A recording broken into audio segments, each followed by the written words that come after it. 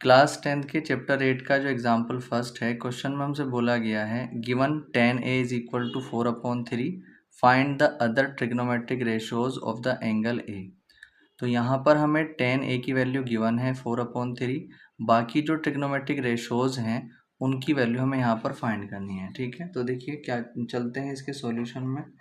जब हम इसका सॉल्यूशन करेंगे तो सबसे पहला काम जो हमें गिवन है, हमें यहाँ पर गिवन है tan A is equal to 4/3, पहले उसको लिख लेंगे। ठीक है, अब हम ये देखेंगे tan का जो फॉर्मूला होता है वो क्या होता है। tan का फॉर्मूला होता है परपेंडिकुलर अपॉन में बेस। ये फॉर्मूला लिखने के बाद यहाँ पर हम एक ट्राइंगल बना लेंगे और ट्राइंगल बनाने के बाद ये तो 90 डिग्री हो जाएगा।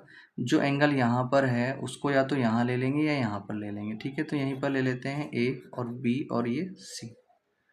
अब हम ये देखेंगे tan A यहाँ पर है तो बेस ये होगा इसके लिए, और जो परपेंडिकुलर होगा इस एंगल के सामने वाला जो होगा वो परपेंडिकुलर होगा, तो BC परपेंडिकुलर और हाइपोटेनियस AC हो जाएगा। तो ऊपर अगर हम यहाँ पर देखते हैं, यहाँ परपेंडिकुलर लिखा हुआ है और यहाँ पर ऊपर क्या है 4, तो परपेंडिकुलर यहाँ पर कितना है 4, तो A के लिए परपेंडिकुलर BC है तो यहाँ पर आ जाएगा 4।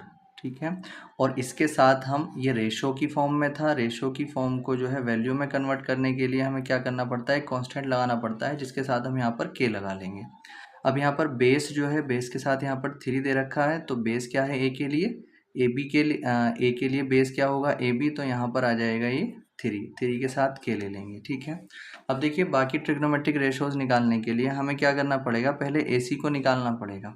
तो AC हम पाइथागोरस थ्योरम से निकाल लेंगे। ठीक है, तो हम यहाँ पर लिखेंगे इन ट्राइंगल ABC में पाइथागोरस थ्योरम लगा देंगे। पाइथागोरस थ्योरम जब लगाते हैं तो 90 डिग्री के सामने वाली जो लाइन होती है यानी AC, उसका स्क्वायर इज इक्वल हो जाएगा AB स्क्वायर यानी बेस स्क्वायर प्लस जो परपेंडिकुलर है यानी कि BC उसके स्क्वायर के। ठीक है, तो AC स्क्वायर हमें फाइंड करना है, AB हमारे पास कितना था 3k स्क्वायर और प्लस में BC कितना है हमारे पास 4k स्क्वायर। अब AC स्क्वायर की वैल्यू तो हमें फाइंड करनी है, तो 3 का स्क्वायर 9 और k का स्क्वायर k स्क्वायर प्लस 4 का 16 k का स्क्वायर k स्क्वायर। 9 और 16 को जब हम ऐड करेंगे तो हमारे पास आ जाएगा 25k स्क्वायर और यहाँ पर ये AC स्क्वायर।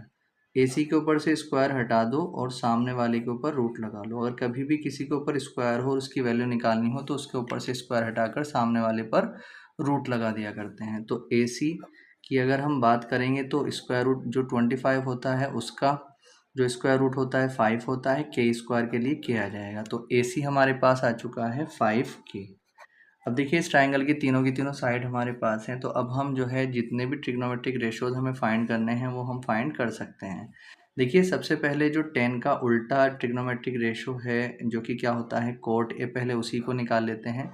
तो cot A के लिए हमें कुछ नहीं करना पड़ेगा, cot A के लिए हमें जो tan की वैल्यू दे रखी है उसी को उल्टी कर देंगे। ठीक है, तो ये 4/3 था तो ये कितना हो जाएगा 3/4। ठीक, तो cot A की वैल्यू तो हमारे पास यहाँ से आ चुकी है।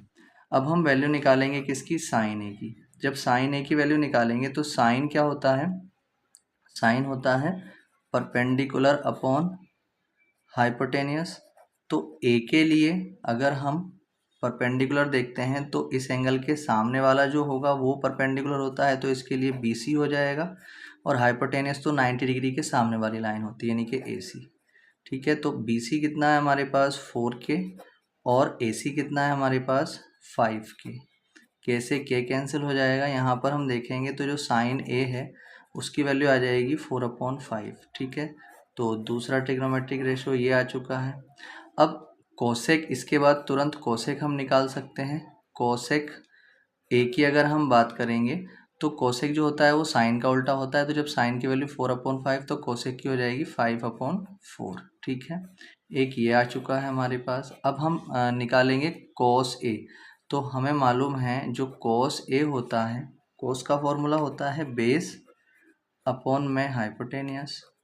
तो A के लिए जो बेस होगा, जिस एंगल की बात करते हैं वो जिस लाइन पर बना हुआ होता है वो बेस होता है, तो इसके A के लिए बेस AB हो जाएगा, तो यहाँ पर AB आ जाएगा और अपॉन में हाइपोटेनस 90 डिग्री के सामने वाली लाइन यानी कि AC। तो ए बी की अगर हम बात करें तो ए बी कितना है हमारे पास 3k, और जो ए सी है वो कितना है 5k। तो k से k कैंसिल हो जाएगा, जो cos a की जो वैल्यू आ जाएगी वो आ जाएगी 3/5। और इसी तरीके से जब हमारे पास ये आ चुका है तो इसका जो cos का उल्टा होता है जो कि क्या होता है sec a, तो sec a की निकालने के लिए हम क्या करेंगे, वैल्यू इसको उल्टा कर देंगे, 5/3 आ जाएगा। तो जो भी 6 के 6 ट्रिग्नोमेट्रिक रेशोज थे वो हमारे पास आ चुके हैं, इसका आंसर